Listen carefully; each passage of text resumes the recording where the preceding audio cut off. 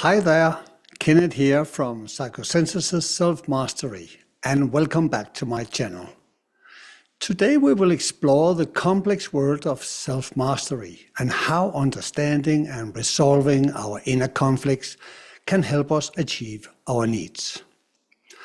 This is the first part of a 10-part series of short talks about Roberto Assagioli's egg diagram and how it can help us resolve our conflicts. I'm sure you have had the experience of failing to achieve your needs in some area or being bogged down by inner conflicts when trying to reach a desired goal. Well, I have definitely experienced that. We all experience inner and outer conflicts, and this is part of the human condition.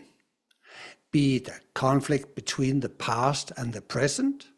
This is the case if you cannot let go of past grievances for the sake of the present.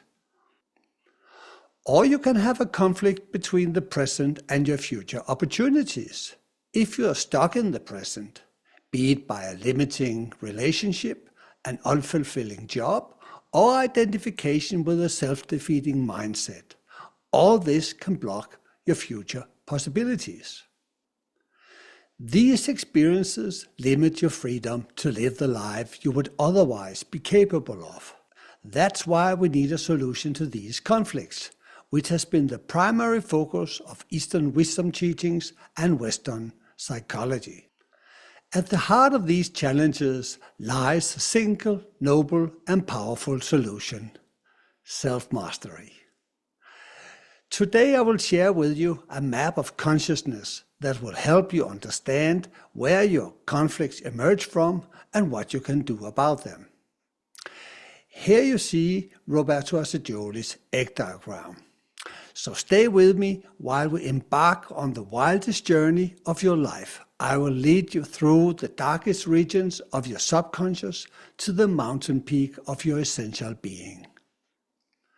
This episode is the first in a series of lectures on how you can learn to master yourself and achieve your goals. Please stay tuned to this channel and help me spread the message by subscribing and sharing my content. Thank you. Now, before we dive in, let me clarify.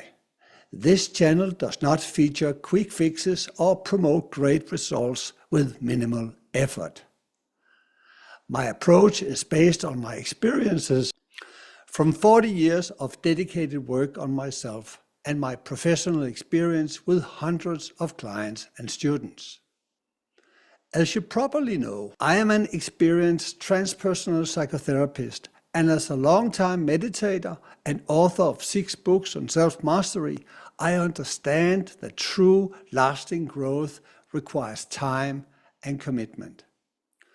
Let me now introduce you to the historical background of the map of consciousness. The map of consciousness takes its offspring in psychosynthesis, a synthesis of Eastern wisdom and Western psychology, strongly focusing on self-mastery and liberation. It was developed by Roberto Assagioli, an Italian neurologist born in 1888 and died in 1974. So he was a contemporary of Freud and Jung. Assagioli was a remarkable man in many respects. He was the first Italian to introduce psychoanalysis to his country, which was looked at with disdain these days. However, he soon realized the limitation of psychoanalysis with its narrow focus on pathology, and started to focus on the healthy human being and how to live the good life. He even went so far as to incorporate insights from Raja Yoga and Vedanta into his psychology, creating a deep, holistic understanding of what we may be. He was not only interested in analyzing the repressed desires of the neurotic, but he also wanted to help people develop their higher human functions, such as love, creativity, will, and even superconscious illuminations. His vision was the fully integrated human being, from sexual instincts to spiritual realizations.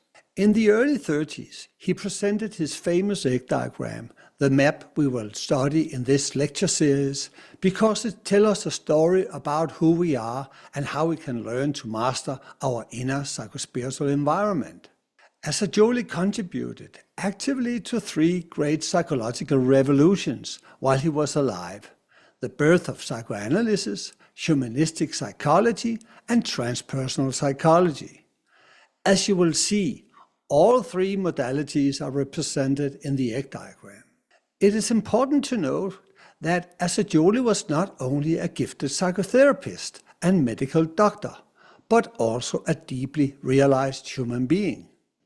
He had spiritual realizations of what the yoga philosophy calls samadhi and the Western mystical tradition calls the ground of being.